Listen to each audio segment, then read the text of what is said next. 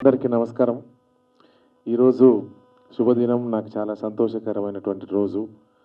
ఎందుకంటే భువనం లాంటి super good RB Chowdary గారి మూవీలో నాకు పాడేటువంటి అవకాశం కలిగించినటువంటి ఆర్బి చౌదరి గారు పెద్దలు వారికి, అదే మాదిరిగా డైరెక్టర్ గారికి, అదే మాదిరిగా చరణ్ సోదరుడికి, ఇక వేదిక మీద ఉండబడినటువంటి మా మిత్రులందరూ, ముఖ్యంగా అందరు హీరోలే, ఒక పేరు చెప్పి ఇంకో పేరు చెప్పకుండా ఇంతమంది కమెడియన్ల మధ్యన నా పాటకు వాళ్ళు డ్యాన్స్ ఆడుతున్నప్పుడు నా కళ్ళతో నేను కింద ఉండి చూసుకుంటున్నప్పుడు ఆ గౌరవం, ఆ ఆనందం, ఆ సంతోషం నాకు లెక్కలేనంత అనిపించింది ఈరోజు.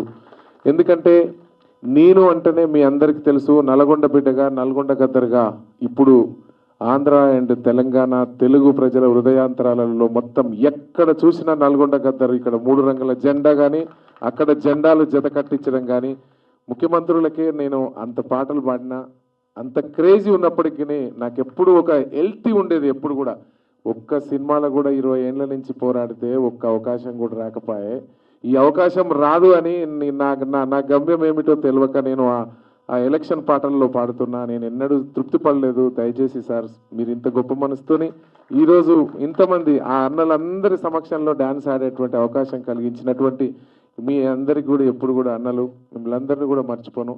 మరీ ముఖ్యంగా సోదరుడు చరణ్ అర్జున్, 20 సంవత్సరాలుగా చరణ్ నాకు సినిమా ఒక్క హిట్ కూడా రాకపోయాయంటే ఏదో ఒక రోజు నీ రోజు వస్తుందన్న అని తమ్ముడు చెప్పడం, నేను నమ్ముతూ, ఆయన మాటను నమ్ముతూ ఏదో ఒక రోజు పాడతా అనుకున్నా. కట్ చేస్తే ఈరోజు ప్రసాద్ ల్యాబ్లో ఇంత ఘనంగా మీ అందరి మీడియా మిత్రుల సమక్షంలో తమ్ముడు నేను పక్కపక్కన కూర్చొని మా ఇద్దరి పాటే ఈరోజు రిలీజ్ అయ్యి మీ ముందు అవుతున్నందుకు కూడా చాలా సంతోషంగా ఉందని కూడా నేను గుర్తు చేస్తా ఉన్నా.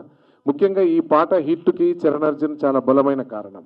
ఎందుకంటే ఆ జానపద బాణీని తీసుకొని అంత గొప్ప ఫ్లో కూడా, ఓ యాదమ్మ యాదమ్మో యాదమ్మో ఆకులో యాదమ్మో యాదమ్మ నారాని నారల్లో నారల్లో నల్లారి నారల్లినో నారల్లో ఇట్లా అనుకుంటు ఓ పిల్ల అన్నటువంటి లాస్ట్కు ఒక లైన్ కూడా ఇచ్చాడు. అంత గొప్పగా ప్రాసను రాయాలంటే ఇవాళ రచయితలు ఎవరితో కాదు. ఎందుకంటే చరణ్కున్న గొప్పతనం, చరణ్ అర్జున్కి ఏంటంటే గొప్ప రచయిత, గొప్ప గాయకుడు, మంచి సంగీత దర్శకులు.